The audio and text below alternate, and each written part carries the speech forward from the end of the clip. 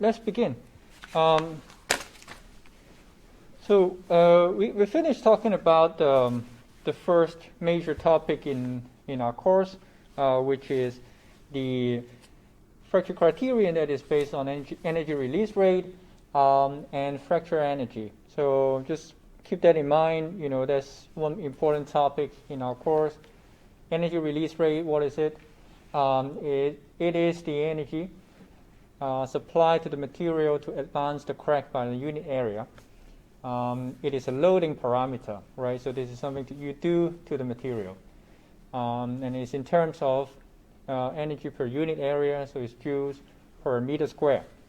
Now, there is then the corresponding quantity, which is the resistance quantity, and that is the fracture energy. Now, fracture energy is not the most commonly used term. You may see also critical energy release rate. That is the more commonly used term.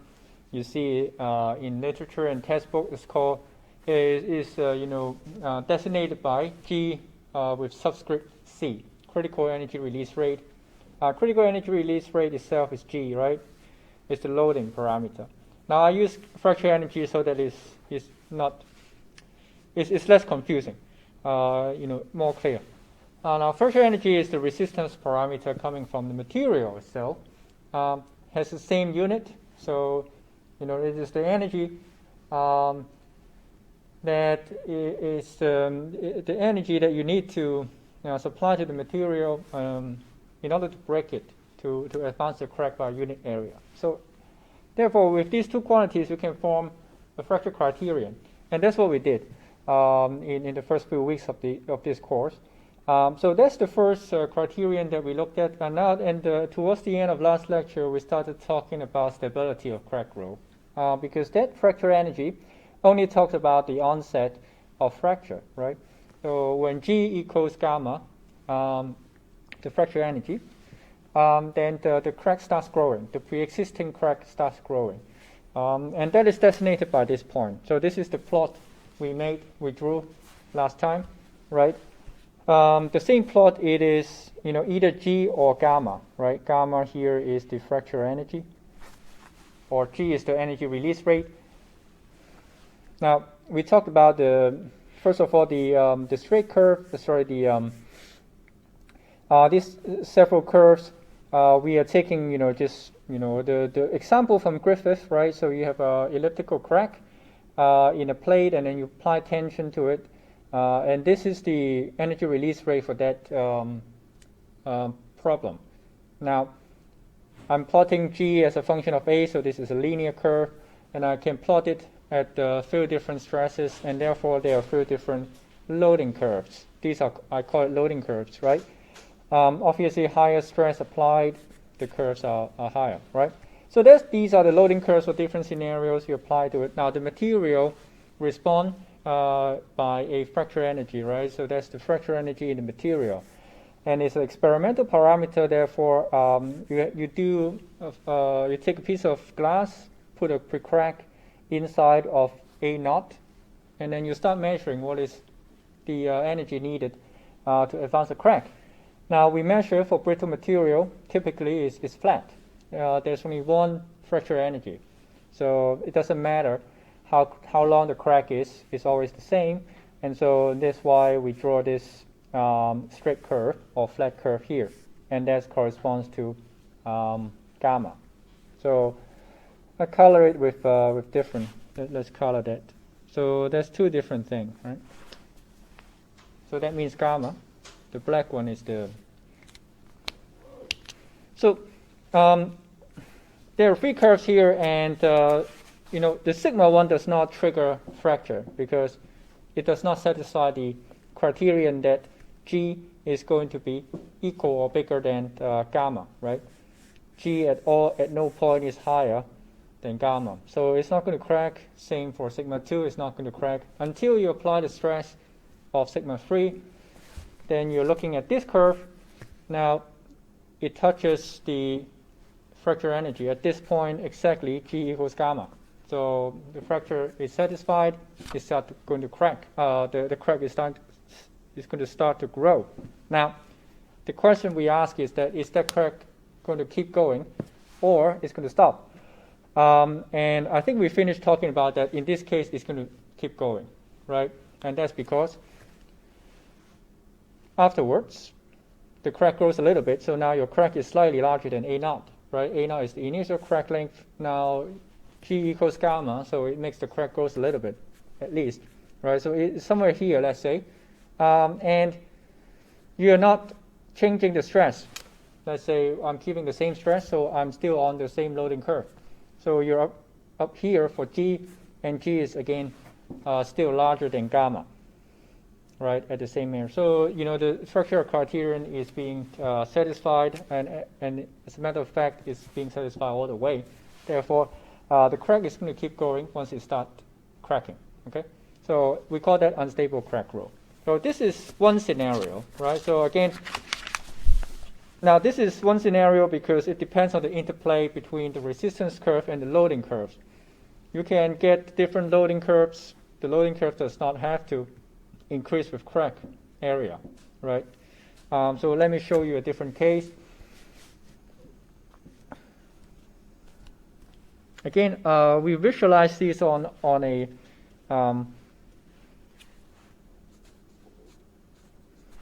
always on a curve that plots the fracture energy or energy release rate as a function of area. Let's say we have the same loading curves, right? Same problem, but now we, instead of a glass, we have a piece of steel. So steel has a rising, typically steel has a rising resistance curve. We call it R curve behavior. So the way to draw this is the following, right? So typically you have an initial gamma fracture energy at the pre-crackling, and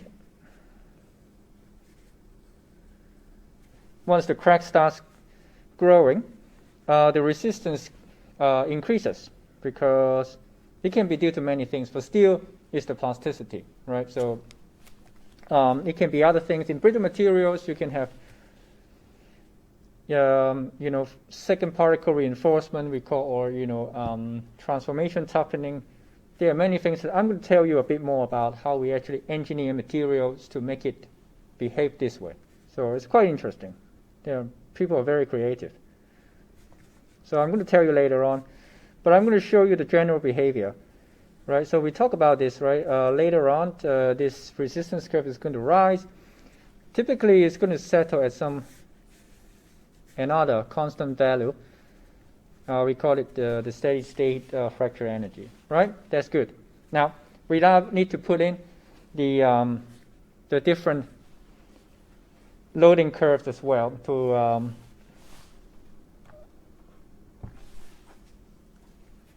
analyze the stability of the crack, right? So again, we can have a couple. We are still looking at the Griffith crack. The Griffith crack problem, the G is given by this. So now let's touch on the sigma 1. Says a few scenarios. Now,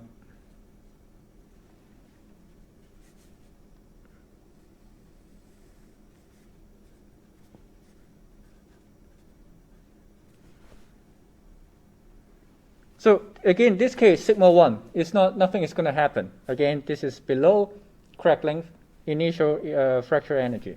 Now, what about sigma 2? Okay, let me draw this better, right? So it goes through this point. Yep. So this is sigma 2, loading curve. Okay. It does go through the initial point, right? So at this point,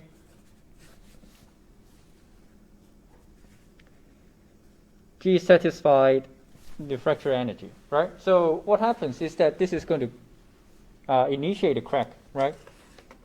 That's good, right? That's an easy thing. Well, this crack is going to start going. But what happens afterwards? Is the crack going to keep going or not?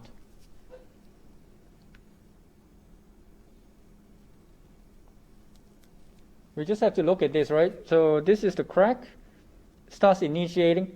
So at some point that the crack length has increased, so let's say somewhere here, right? It's going to be, and then you take a look at the at this point, what is the resistance curve tell us? The resistance curve is larger than the loading curve, right? So the fracture criterion is no longer satisfied, right? So this is a stable crack growth because the crack goes a little bit, just trigger a little bit, but as soon as it triggers, it stops because a little bit of increase from A naught push push us into a region where the resistance curve is higher. So it just got very, very little crack and then it stops, right? So this is a stable crack growth scenario. So can we have unstable crack growth? And what is the unstable crack growth loading curve look like? So this is no crack, obviously, no crack, no fracture or no crack growth.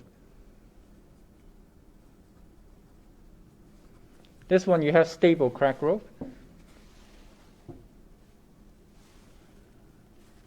Right? I'm going to draw another curve. They're just tangents. So you keep increasing that stress, and then until you have this curve. Right? Again, it touches the resistance curve right at that point. Right? So this is going to be an unstable crack growth, right? Because at the initial crack length, my G is above gamma naught at sigma 3, right? So, sorry, this picture is a bit a mess now, but this is the point where you have gamma naught. So my G is slightly above it. So I'm going to have fracture. Now, once I have fracture, I need to have, if I want to have unstable crack growth, my G has to be always higher than gamma. And it can only be satisfied by this line, because in this line, along this line of sigma 3, G is always above gamma.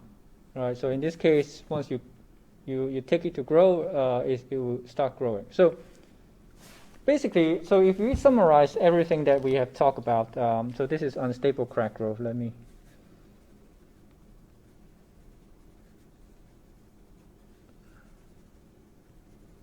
So now we need to put these observations in terms of equations because we don't want to draw graphs all the time. So what really determines crack growth and the stability of crack growth?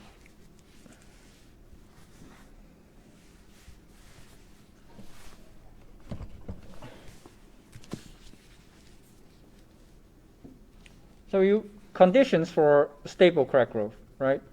So typically we like stable crack growth more than unstable.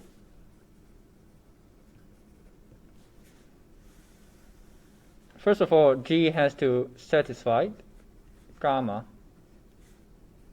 at the initial, so it has to satisfy gamma so that it actually start the crack. But afterwards, you want the derivative of G smaller than the derivative of gamma with respect to A, right? So that's this case I'm talking about, right? So if you take a look at the stable crack growth, you're going to take that slope, right? Now, if you want this to be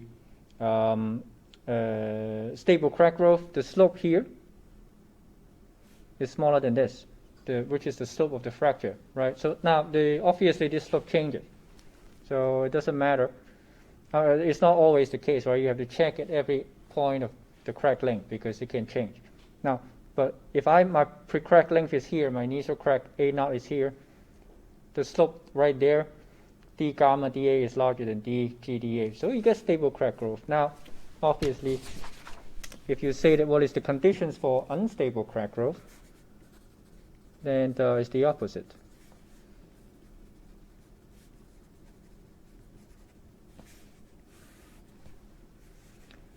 Obviously, you still need G equals gamma so that the crack starts growing, but now your dGdA has to be larger than d gamma dA. Okay, so this is exactly the scenario we have here in this one, right? This dGdA, if you look at the dGdA, and if you look at the d gamma dA, so it's going to be larger than that, once the crack starts growing. Okay, so this is just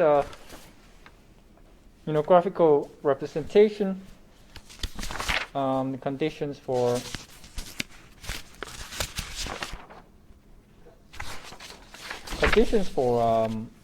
stable crack growth. So this is Griffith crack that we just did. So let me quickly do another example just to show you how we can control the crack growth stability. All right, this is very important because we actually do that in experiments, because unstable crack growth is impossible to look at because they just go very quickly. There's no time for you to make measurements. So I want to talk to you, I want to use a different example, which is the double cantilever beam, right? So we talk about that.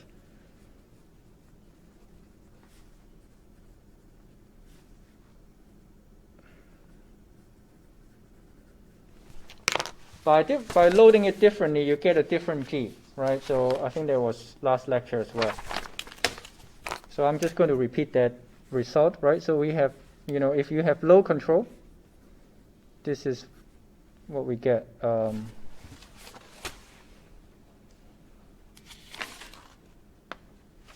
have low control. Yep.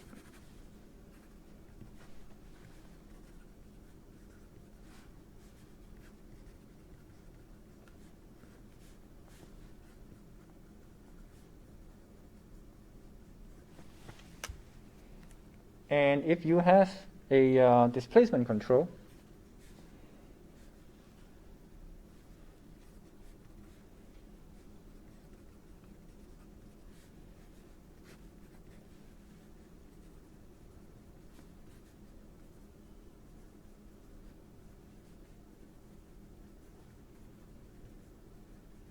your G is different, right? So schematic of the double cantilever beam.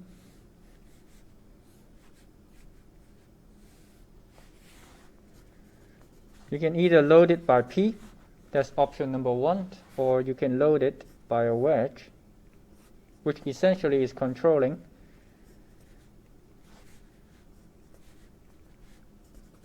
the displacement, right? So it's either option 1, P, or delta by pushing in the wedge. So let's draw these curves. Now they're more interesting than the Griffith crack, because the Griffith crack always gives us linear curves, loading curves. Now what is the stability scenario for a double cantilever beam?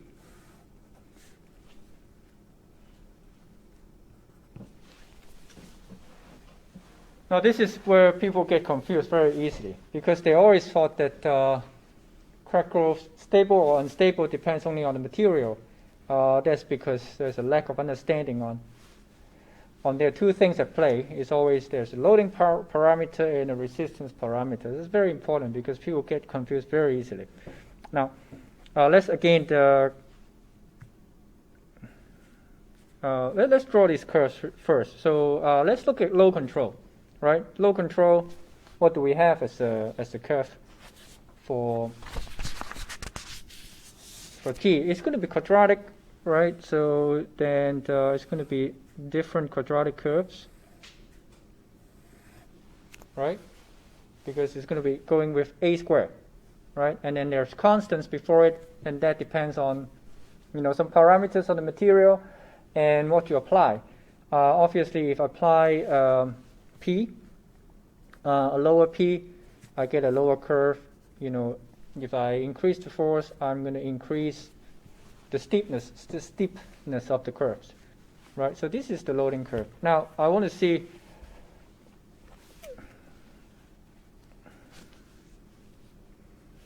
Let's say that I have constant flat curve for resistance curve.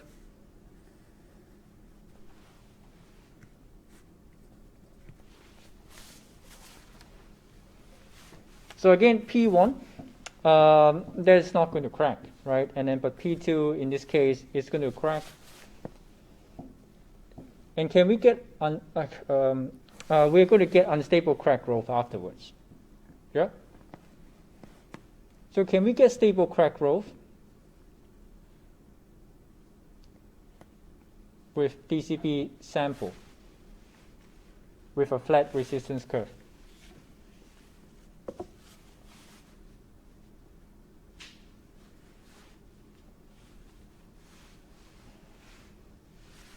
It's not possible, okay? Because if you satisfy the first condition, which means that these 2 points match, right here, and then you ask what happens afterwards. What happens afterwards? This one is going to keep increasing. The slope is going to keep increasing, and you have a flat curve, so you have no way of making it stable. Okay, so that's DCB, right? Now, obviously, we have resistance curve, right? What about if we have a curve that has a rising resistance curve? Can I get some stable crack growth at some point, right? So let's see, right? So let's say that I have another resistance curve that goes like this, gamma.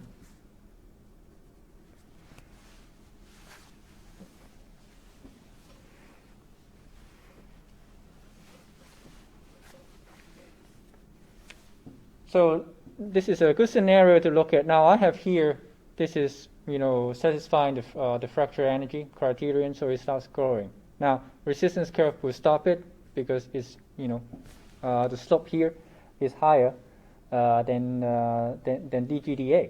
Okay, it stops growing. So it essentially is a stable crack growth. Now, but however, if we look at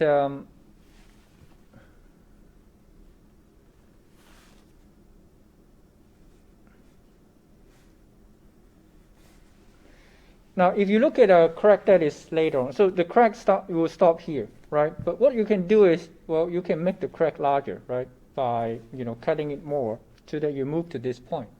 Then you can initiate the crack again. You see what I'm saying?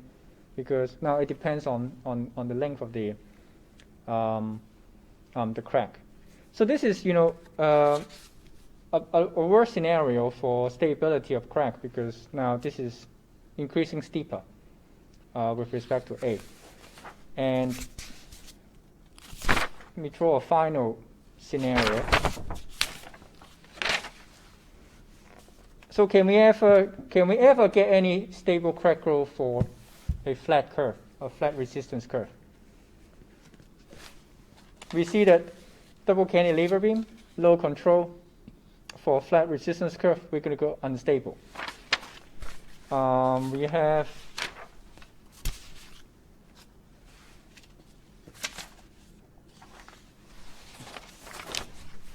for the Griffith crack, again, if we have a flat curve, it goes unstable, right? So far, if we have a flat resistance curve, both cases give us unstable crack growth. Can we ever get a stable crack growth just with a flat resistance curve, right? It turns out yes, because we just wrote down another way of loading the double cantilever beam is by displacement control.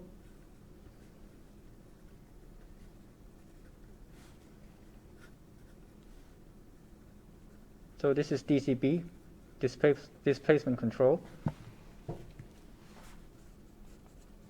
So I want to see, I only have a piece of glass. Can I still look at stable crack growth? Because I want to measure its fracture energy.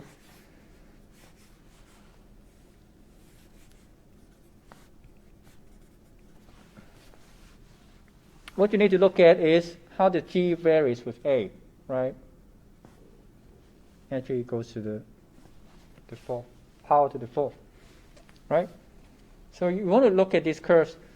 How does the curve look like? It inversely varies with A to the 4 power.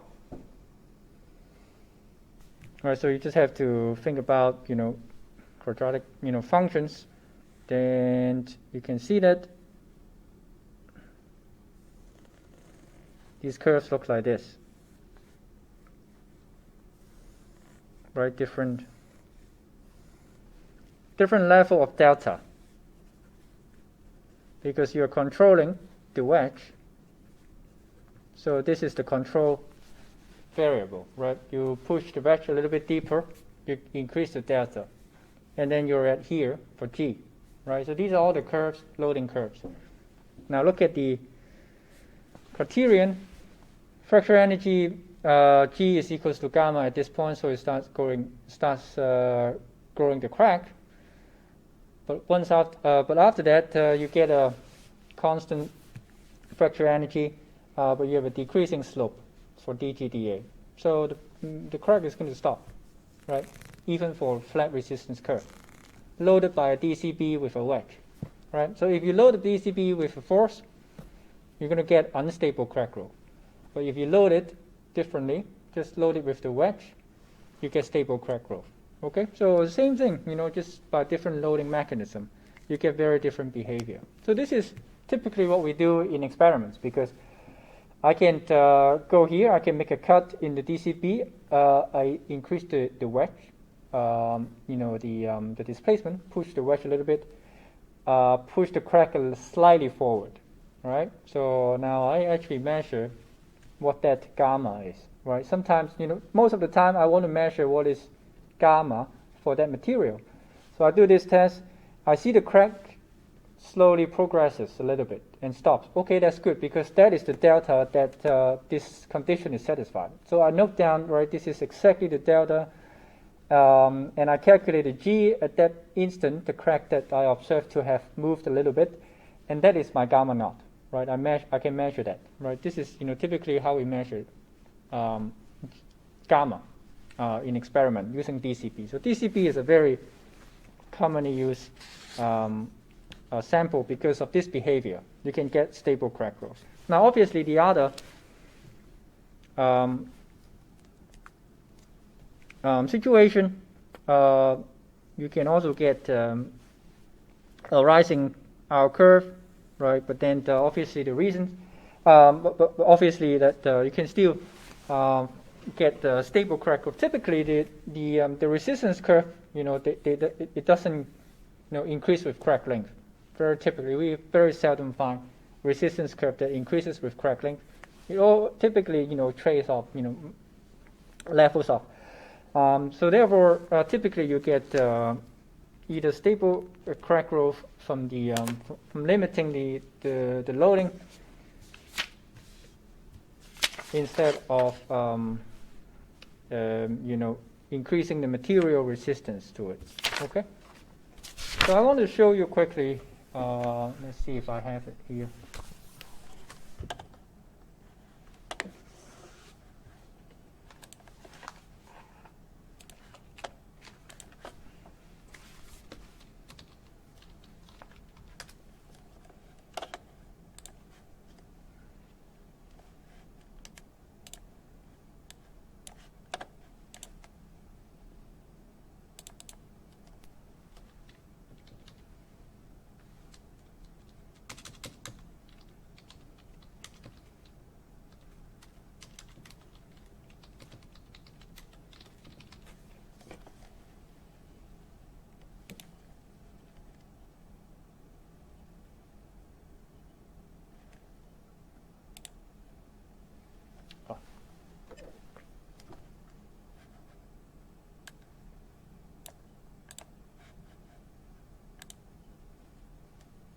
So this is a double cantilever beam experiment.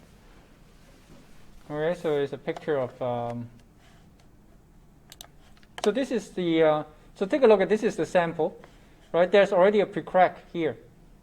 right? So there's two pieces of the double cantilever beam. Now the mouth of the sample is right here, so you can see that this bit is going to go up, right? So it's just kind of putting it out, right? So now this is connected to the load cell, so we can measure the force. So this is, you can also control displacement with this, right? Instead of keeping the force constant, you keep the displacement constant. So that's displacement control, right?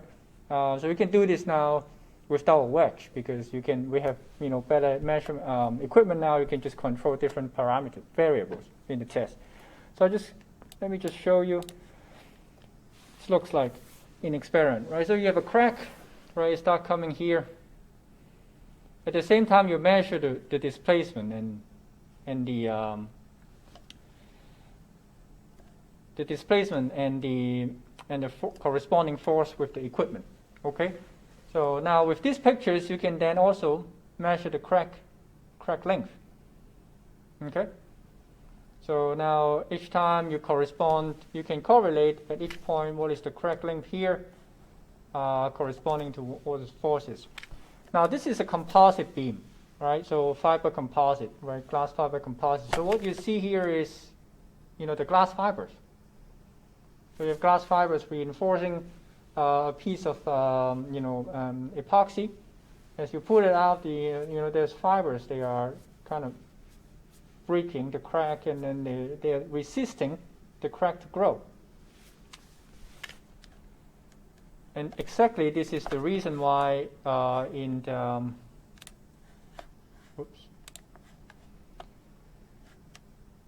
let's look at it one more time. It's so cool. Right, so this is a very good experiment, right? So you take a look at it.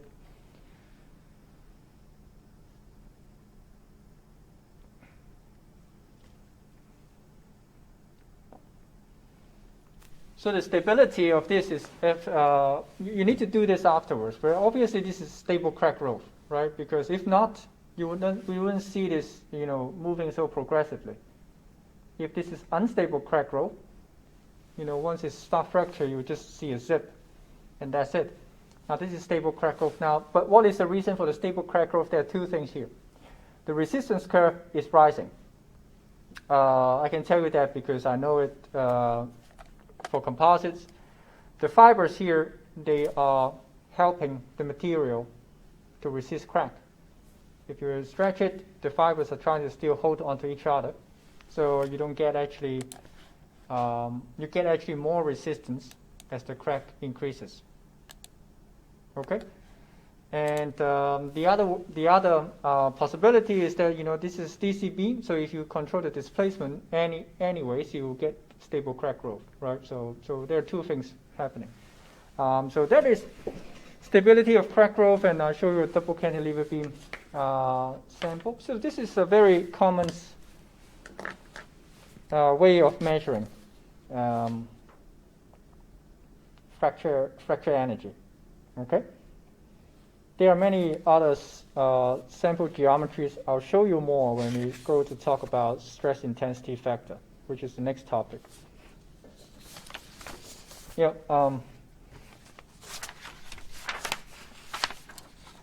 So this is stability of crack growth, and I want to go into the next topic, which is stress analysis of cracks and stress intensity factor. Okay, so which is the second major topic for this course. So far what we did is that we have the fracture energy and we have the stability. The energy release rate, and that's good. We can already do quite a few things. But it only tells us one thing, right? It only tells us where the crack is going to go or not. It doesn't tell us one thing is that it doesn't tell us how the crack is going to go, right? So obviously, if you load the material in different ways, the crack can grow in different directions. You probably can see this. Maybe I can do a little. Right. So if you have a pre-crack, something like this, right? This is a pre-crack. So if you load it in a different ways, the crack is going to go in different directions, right? So if I go like this is, basically, it's going across. I'm just pushing it like that. Now you have a different scenario. Let's make this even, right? So now instead of putting it like this, you can pull the crack in a different way, which is, I'm going to slide my hand up here and my hand down here, right? So obviously the crack doesn't go down straight down; it goes at an angle, right? So actually, fracture mechanics predicts exactly what this angle is, right? So we're going to see that, right? This is different ways of cracking. Now, if you calculate the energy, it's going to be, you can calculate the energy, and it tells you how much force you need to apply to make a crack grow. So it doesn't tell you how the crack is going to go, right? So that's the other issue. So that's another topic that we want to delve into. Because really, you want to understand how the crack is going to go, you need to do a stress analysis, because it's a local behavior, right? Exactly at the crack tip, what happens, what is the stress that is moving the crack. So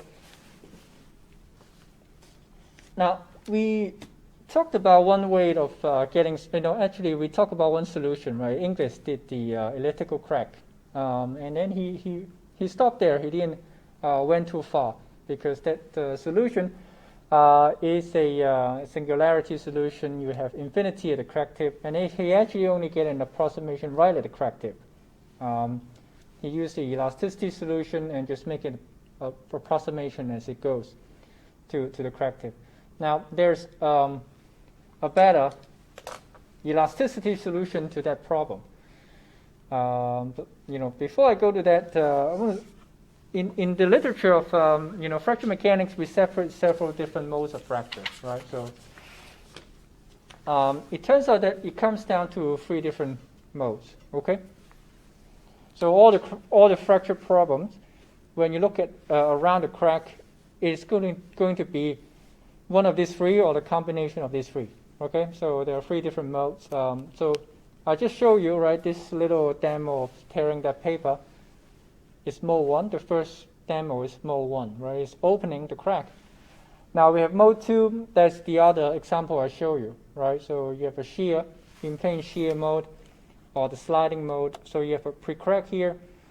You're applying essentially a shear force, right? So we call it sliding or in-plane shear. Now, mode number 3 is a bit more complicated. It's a tearing mode, so it goes out of plane, right? So you have if you have a crack here, what you're doing in mode 3 is that you do like this, right? And then you can still make the crack grow. Now, it turns out it's all a combination of these 3 cracks, 3 different modes, right? And so what we need to do is to understand what is the stress field around the crack tip. Okay. So mode 1, 2, 3. If you look at textbooks later on if you in your career deal with fracture problems, people talk about mixed mode fracture. That means that it's a combination of mode 1 and mode 2. Okay. Because you can apply an opening mode at the same time you apply shear. That's possible. So that's mixed mode. But so we'll be essentially mostly talking about mode 1, sometimes a little bit of mode 2. But mode 1 is the most common scenario we can encounter. Okay, so to do that, we need to actually solve this linear elasticity problem. Now the solution is very involved, requires a lot of applied mathematics. So I'm not going to go through that. I'm going to show you the final result again. But I'm going to outline the few elements of that solution process just to show you what is involved, without going into all the details. If not, we will not get out of this class. But I can mention to you, who worked out these solutions, right? So there are a few. So what I'm telling you today is based on a paper by Williams, M.L. Williams. So he already worked out all the details. So there's also a Westergaard solution. I can post these papers on web courses later on if you're interested to look into exactly how they derive the solutions. Remember, these are all before finite element, so no, all analytical solutions. These are very, very good mathematicians. All right. Again, let's go back to the governing equation. So I'm going to outline this whole solution procedure, right? So this is, linear elastic solution we are solving. So all the equilibrium equations. We have the kinematic, displacement, strain relations, and the Hooke's law, linear elastic Hooke's law. All right. So far, this is where we start, right, for a three-dimensional body. Now, what the first assumption we need to make is how we reduce the dimension from a three-dimensional solid to a two-dimensional solid, right? So this is going to help us simplify the problem greatly. Now, think about this. The solid is a three-dimensional solid, obviously. However, in the crack, for example, let's think about mode 1. In mode 1, you're tearing these two lines apart, right? So around the crack tip, or actually all the stress field, the crack is dominated by stresses in the plane, right? There is no, for example, stresses through the thickness of the sheet. Right, so that is a good observation, and we take advantage of that fact to say that, well, if we look close enough, there's some variation of stresses and displacement and strains in the plane. Let's say this plane is in XY plane, and the Z plane is out of place, right? So there is not much variation of the stresses in the thickness direction, right? It's all pretty much the same, but then just, along this thickness. So there's not much change. That means that mathematically, what we mean is that the variables, the derivative of all variables with respect to the third dimension, let's say the Z axis, is much smaller than the derivative of the variables in the plane, which is, all the dx and dy, right? So these, the derivative of the variable of stress or strain, displacement is much smaller. So we can neglect it in the governing equations, and that's what I said here, right? So I mean, this is a very so I'm just going to tell you to outline this procedure. I mean, we can go back to this equation and expand this, and then you can drop all the terms that has a derivative in z, and then you get to the exact equations that you're getting, right? So I'm going to show you. So basically, what we are saying that all the field variables, right, which is the stress, the epsilon, and the displacement, right? So they are all okay. I'm sorry, this is not Uij, right? So there's only 3 components for displacement. Okay, so it should only be Ui. Right? I'm going to correct it later on. But these are tensors, right? Sigma and epsilon are tensors, so you have Ij. So they are only depending on x and y, right? So x and y being in the plane of the crack, you have the crack tip here. You put the origin at the crack tip, x and y, and z is going out of plane, right? So the stress field around the crack with coordinate the origin at 0 right here. Now we are saying that all the stresses, they don't depend on the third dimension, right? It's not saying that it's 0. There are some stress in the z direction, but it is not varying with z. Okay, it only varies with x and y. Okay, and same for strains. So that's good because we eliminate one dependence because in the most general case they're going to be depending on x, y, z all the time, right?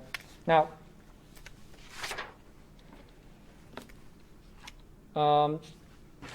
to go to the next step, right? So further, we obviously take this problem to be even more simple.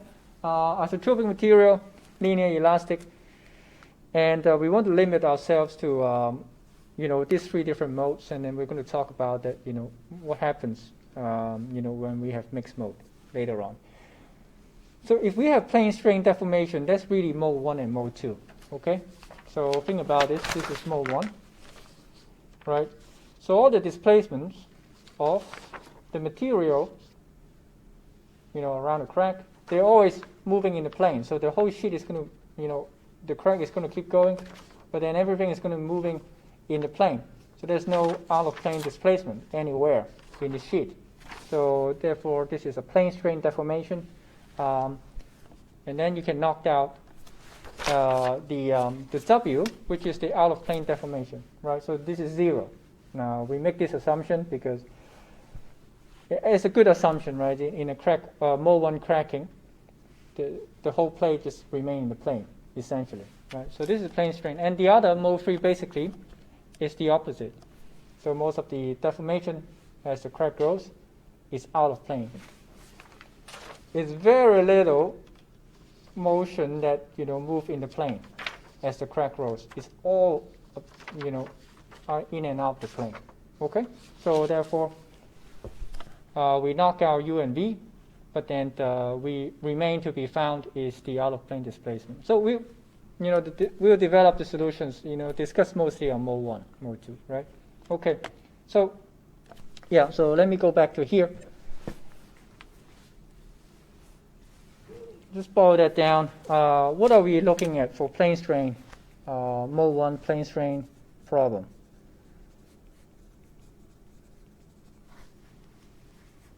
Plane strain. Essentially, we are solving a plane strain problem. And we said that we have U and V. So we are looking at mode 1. So there are two variables. So this displacement, U and V, right? U is the displacement along X and V is the displacement along Y, right? So let me say that out here so we are clear. So this is two unknown. So obviously we want to find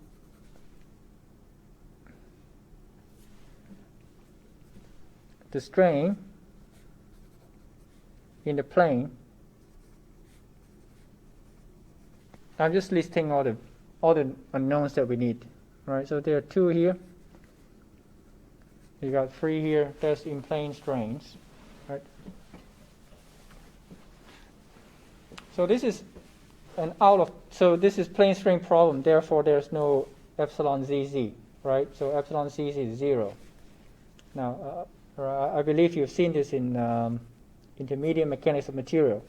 So a plane strain problem, you only get these 3 strain components. Right. Everything that has a Z subscript becomes 0, right?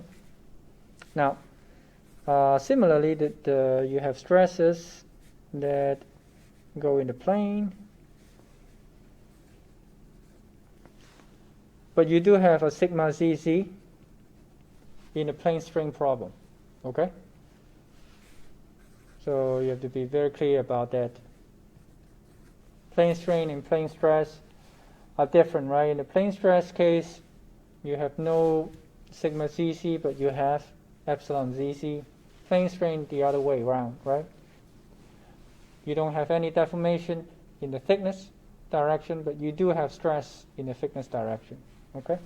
So this typically is a good assumption for if you have a big block of material, right? So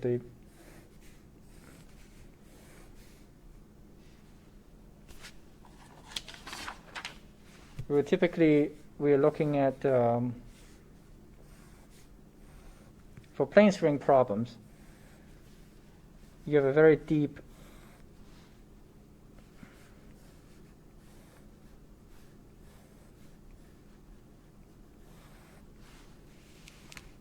sorry.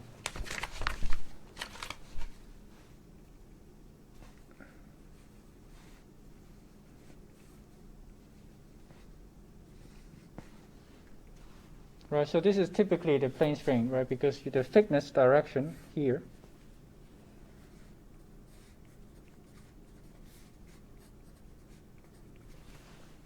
the thickness is huge. Typically, in that case, you can assume plane strain, right? Now, what we want to develop is to find the governing equations for this. Okay, so this is the unknowns that we're looking for, and we have a total of 9, right? We need 9 equations, basically. All right, so just going back to the governing equations that we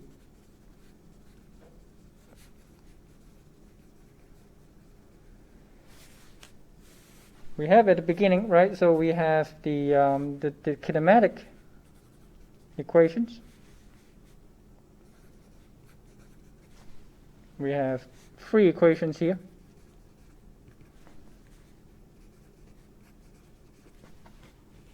That's just the strain displacement equations.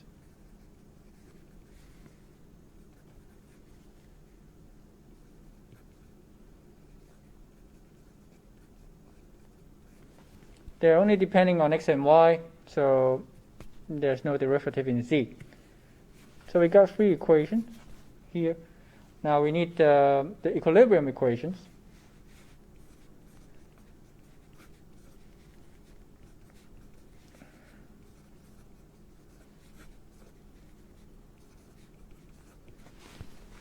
Now again, I dropped the one that has the derivative in z here. You can see that because I made the assumption that the three-dimensional to two-dimensional reduction, all the derivative with respect to z is much smaller than dx and dy. The derivative with respect to dx and dy, so I drop it. So this is the simplified version. And so you have the other equilibrium equations.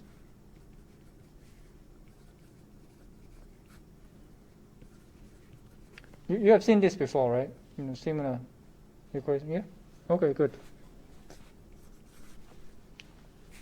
So we got 2 here, and I just need to, get the kinematic equations. Then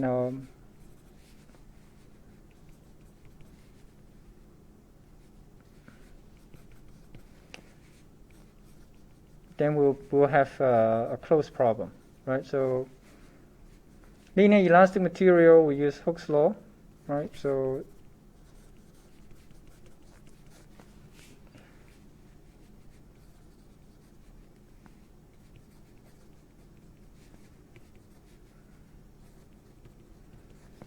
we have 4 equations here in all.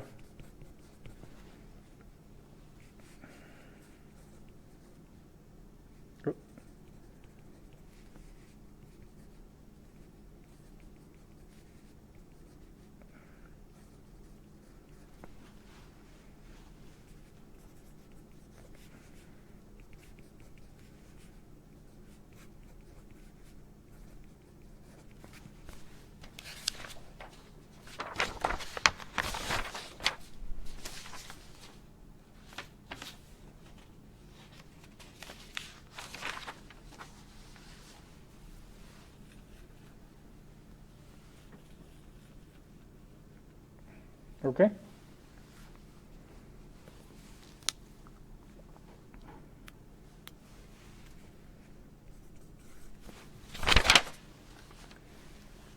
Now, these are, so we have enough equations to solve, right? We have 9 equations and 9 unknowns. The hard part is, how to solve it, right? So Williams used the method of Airy stress function. Okay, so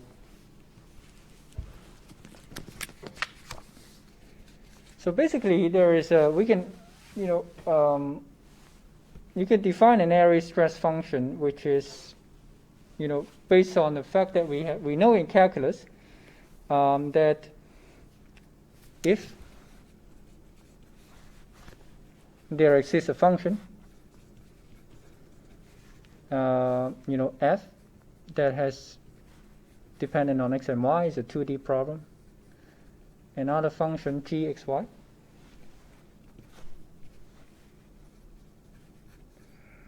If you have a derivative, a cross derivative that equals to each other, right? So then there exists a function called a small alpha.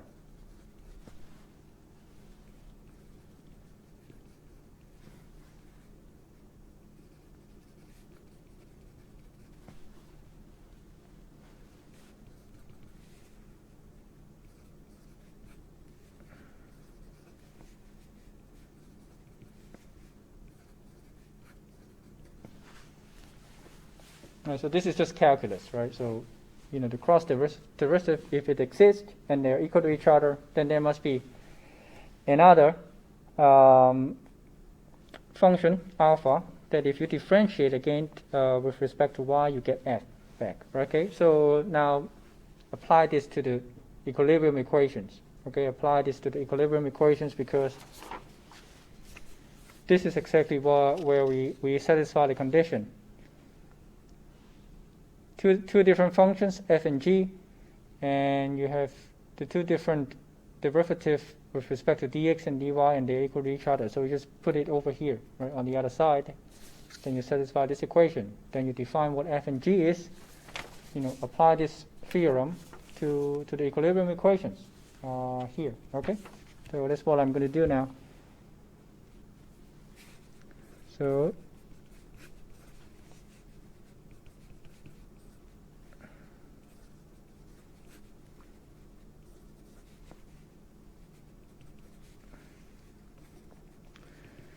that tells me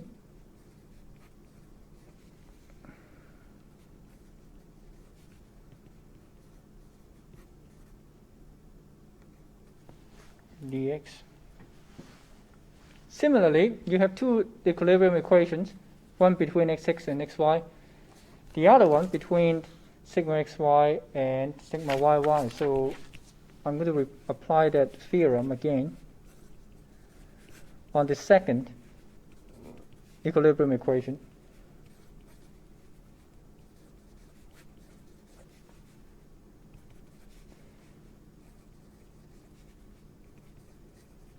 Now there exists another function, right? So it's not alpha anymore.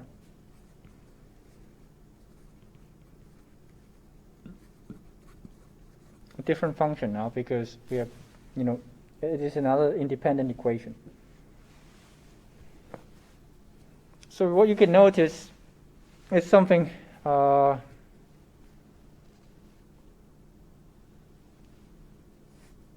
remarkable, because you take a look at these two results, you can apply this theorem once again, okay?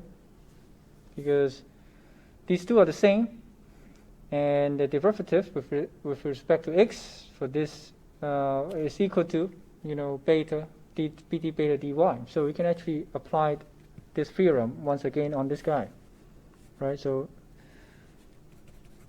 let's write that down first. We notice that the alpha dx equals d beta dy. So we apply this theorem again. So and this time I'm going to define a function phi, and that is called the Airy stress function.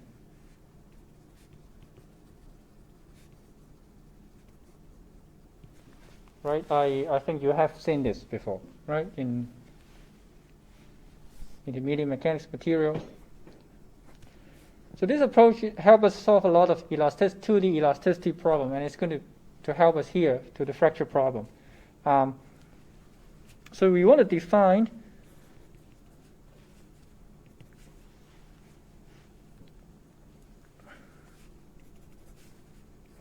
the all the stress variables with this function, right?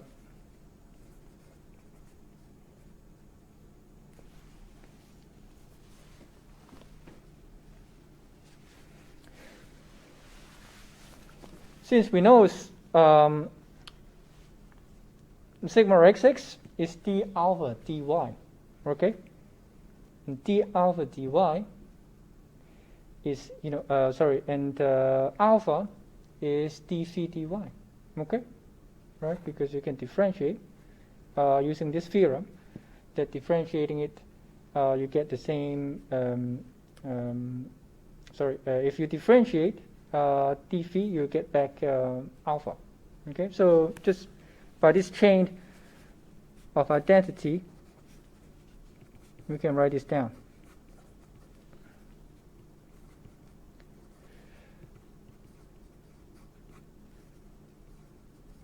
Or in terms of, the same function now, right? So it's only one function that we are trying to solve, and it's going to give us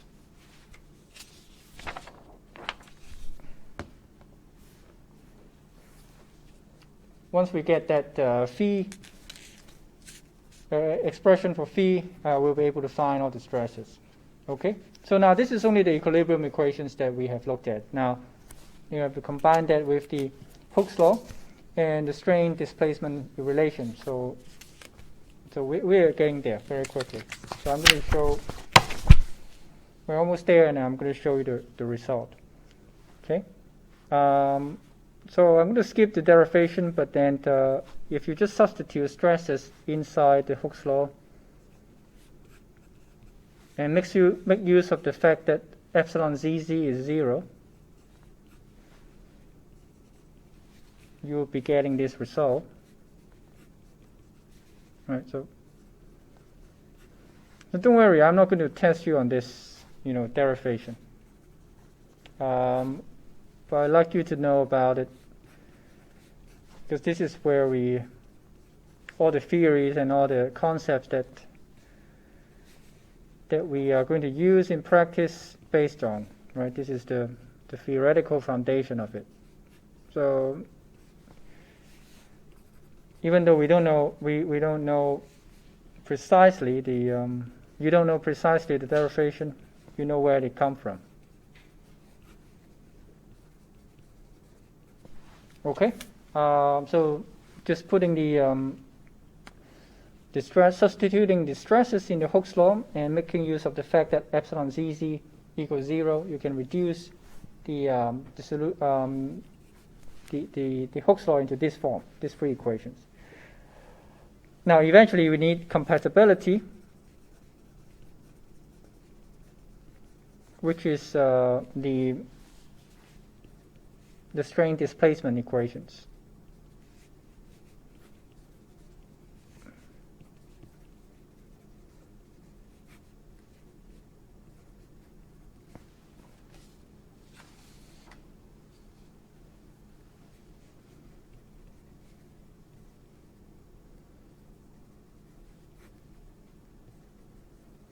Okay, so this is exactly this, this governing equations we write here. Okay, so but just you substitute them. You make it one more derivative. You try to get rid of u and v by making one more differentiation and then substituting in here. And then you combine these three. That's where you get. This is what you got. Sorry. Right, you get this. Just turn this into compatibility, right? So that's very good, because once we get this, you have all the epsilon here, and epsilon now is expressed in terms of the Airy stress function, and so the final equation that we need to solve, the ODE that resulting from all this, is a fourth order equation.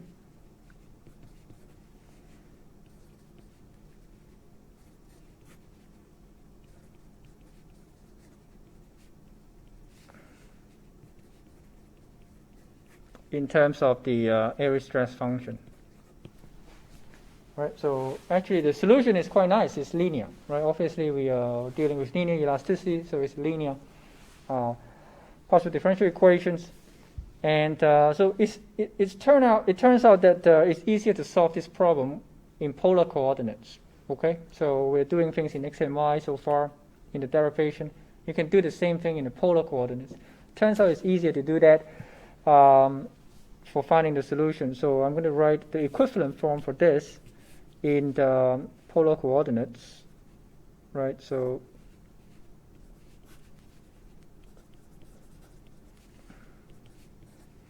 it gets a lot longer, right? But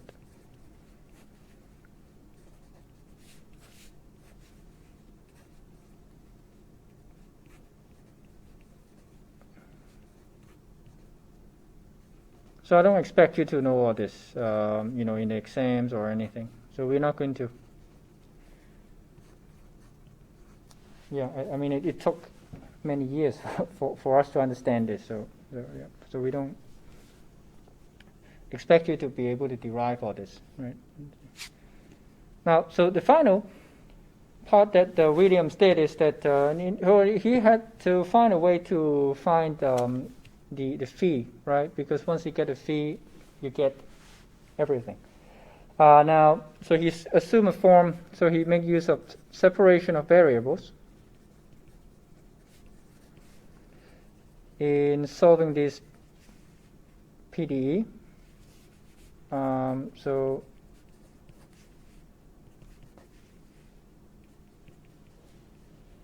he found out if he assumed a form that looked like this, it solves the differential equation completely. Okay, it's a product of two functions, separation of variables. So R, lambda plus 1, so yet to be found. This has to be determined from the actual problem, the boundary conditions. And another function, f theta, which I'm going to tell you later on. Now, so he solved it. So then there's many mathematical details I'm not going to go through.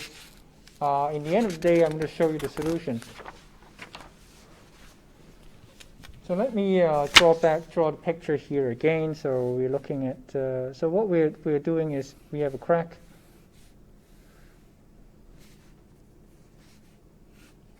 X and Y, or in the polar coordinates, it's going to be theta and R. Okay, this is the crack, and then we're looking at the stress field around it. Okay, so write this problem. Now, obviously, the stress field depends on how you load it. So there's some boundary conditions. Terms that have to come from the boundary conditions. Okay, so. Anyways, you solve the differential equation first, and then you apply boundary conditions. Right? They come out as constants in the solution. So the solution looks like this. For the stress,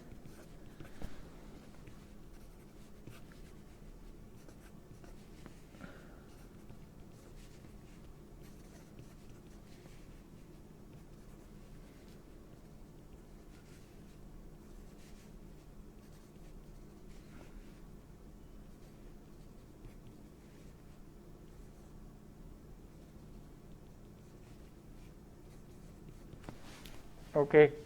Now, you see, it's not an easy solution. It's in terms of a series expansion because you really can't find a very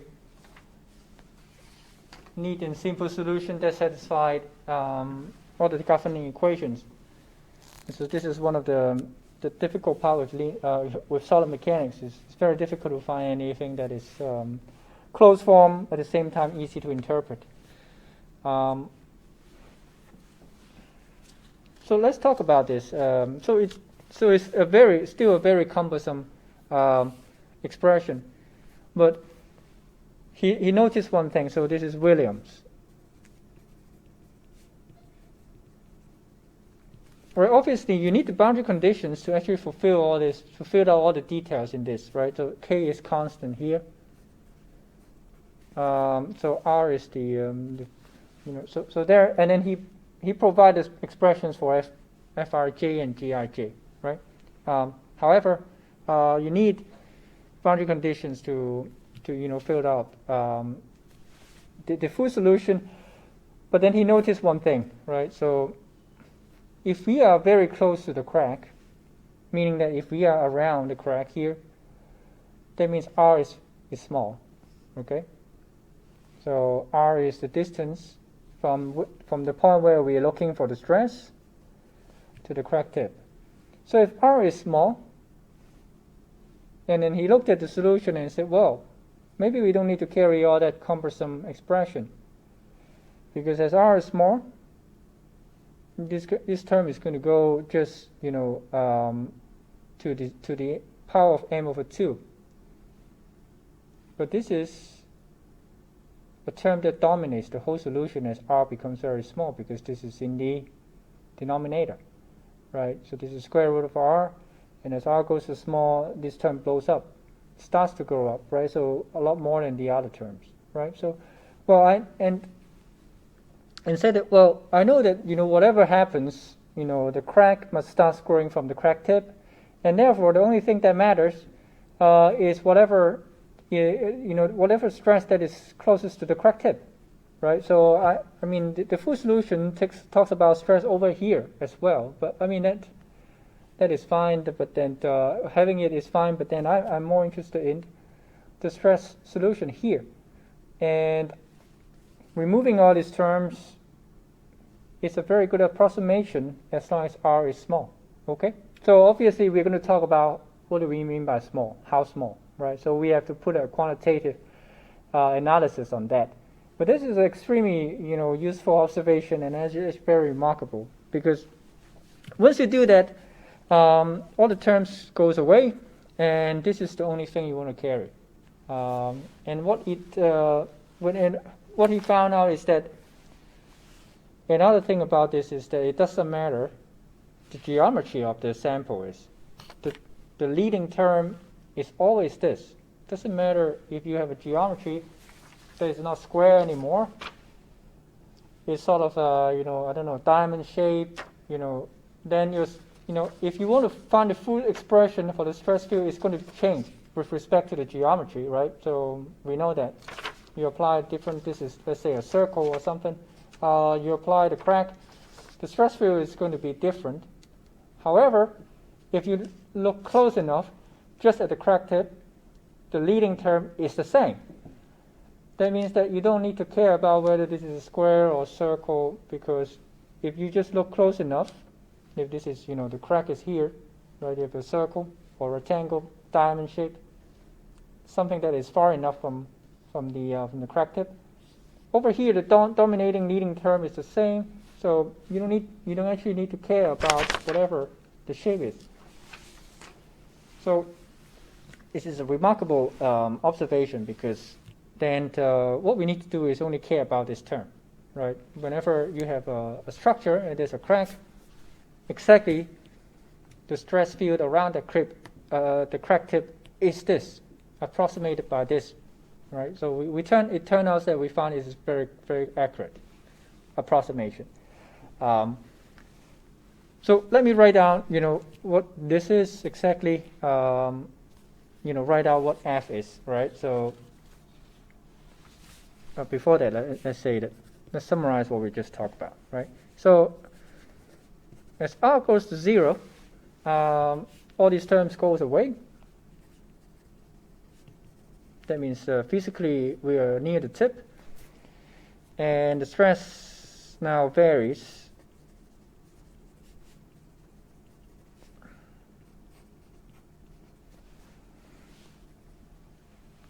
Right, so this is exactly the same as what English find actually, right? So, but then he found it to go to infinity, and then it became a problem for him. But another way to look at it, actually, you can look at it a different way, is that the crack tip, we know the solution is not correct as r goes to 0. But we are not exactly going to 0. Right, we are going close to 0, right? So as we go to close to 0, we have this term. We know that we are too close, then the solution breaks down.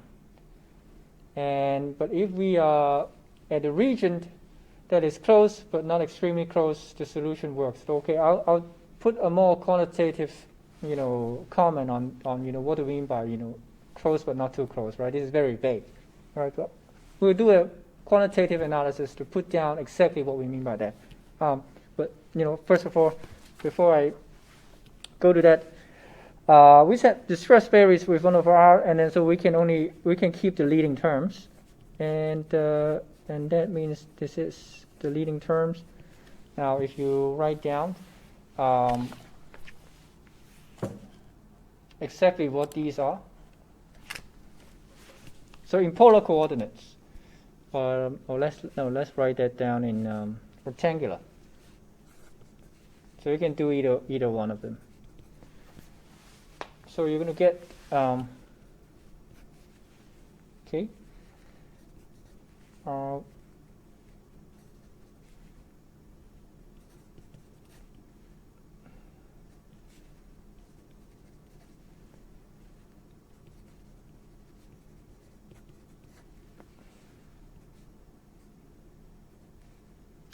This is another K. K1, K2.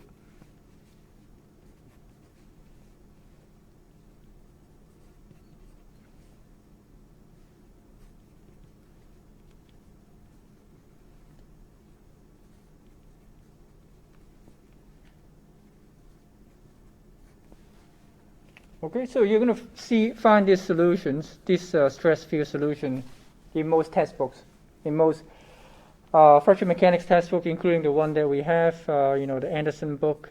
You're going to see this. This is very well known because it says that doesn't matter what crack you have, the crack tip stress field varies like this, exactly.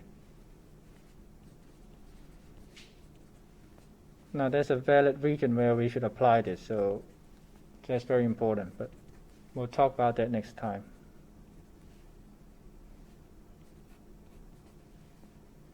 So if you don't copy that, it's fine. You can find it very easily in the textbook.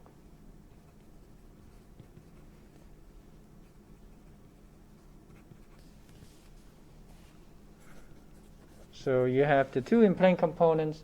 You have one more, the shear.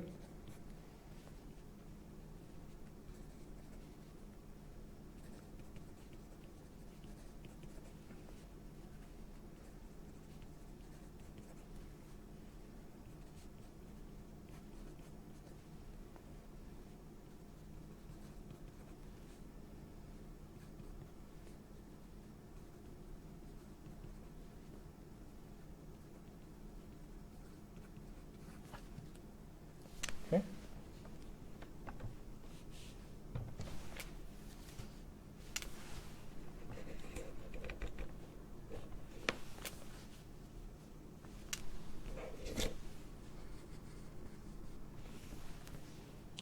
And you do have, this is plane strain, so you do have a fluid thickness stress,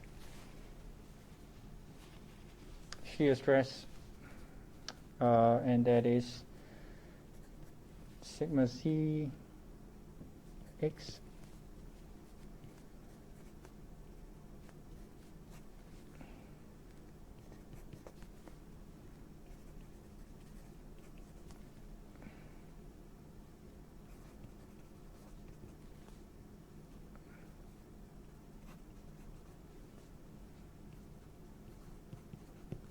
Okay.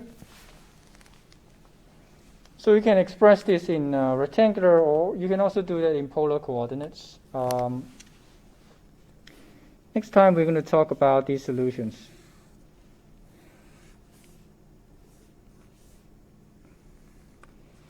And the stress field here is the basis where we're going to form the concept of stress intensity factor. Okay. So, but then this is what we're going to start next lecture.